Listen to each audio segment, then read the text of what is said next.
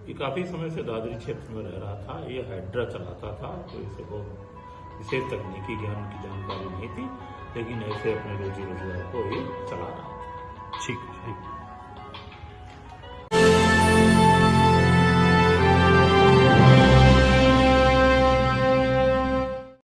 Greater Noida से बड़ी खबर। 3 साल के मासूम बच्चे की हत्या व महिला की हत्या का प्रयास करने वाले 2 आरोपियों को पुलिस ने किया गिरफ्तार।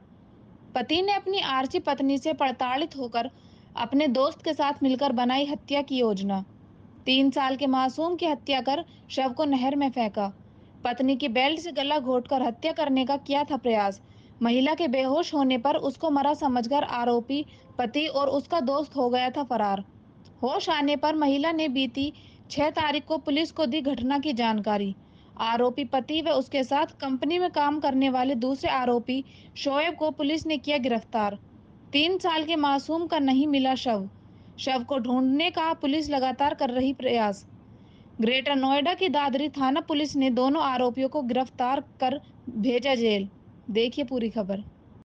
ये थाना दादरी पुलिस को एक बड़ी सफलता मिली है। इसमें एसओ दादरी, इनकी टीम और एसीपी दादरी द्वारा मैनुअल एनालिसिस और डाटा एनालिसिस के माध्यम से इस घटना का अनावरण किया गया है।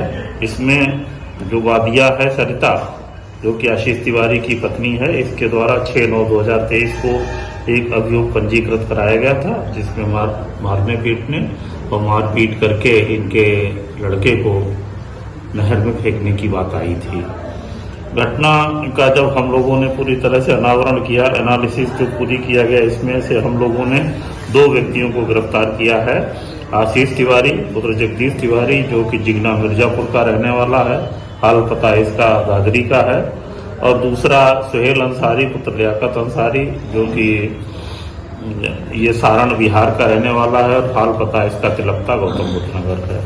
जैसा कि पूछताछ में ये तथ्य प्रकाश में आए थे कि सरिता से ये आशीष तिवारी ने एक लिव इन रिलेशनशिप में रह रहे थे। इनके द्वारा शादी नहीं की गई थी। ये 5-6 साल पहले ये इनके संपर्क में आई थी। इनके गांव में एक ऑर्केस्ट्रा आया था, तभी से इनके संबंध हो गए थे। उसी संबंधों से परिणति में इनके एक पुत्र की प्राप्ति हुई थी, और ये यहाँ पे नौकरी कर रहा था प्राइवेट कंपनी में।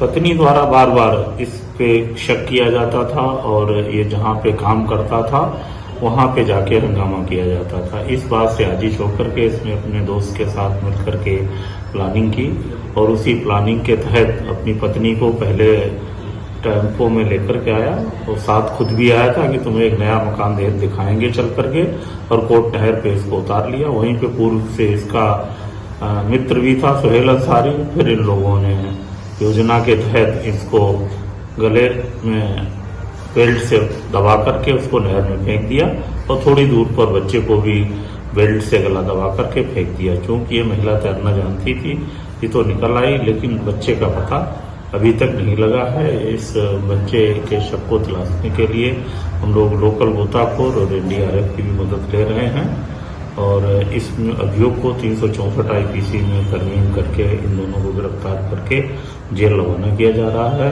और बाकी साक्ष्य संकलन की कार्रवाई तत्परता से चल रही है, और इसकी तार्किक परिणति तक इस अभियोग को शीघ्र ही पहुंचाया जाए। सब सिर्फ शक के चलते जो है अपनी पत्नी और बेटे की हत्या की वारदात को अंजाम देने की कोशिश। हाँ, जैसा कि ये हम लोगों ने पूछताछ किया कि पत्नी इस पे शक करती थी, और शक के आधार पर ये जहाँ जहाँ भी काम करता था वहाँ जाकर किसी प्रकार का ये बखेड़ा करती थी। उससे आज ही जाकर के इसने ये घटना करना बताया। सर, क्या काम ये किया करता था और कब से दादरी क्षेत्र में रह रहा था?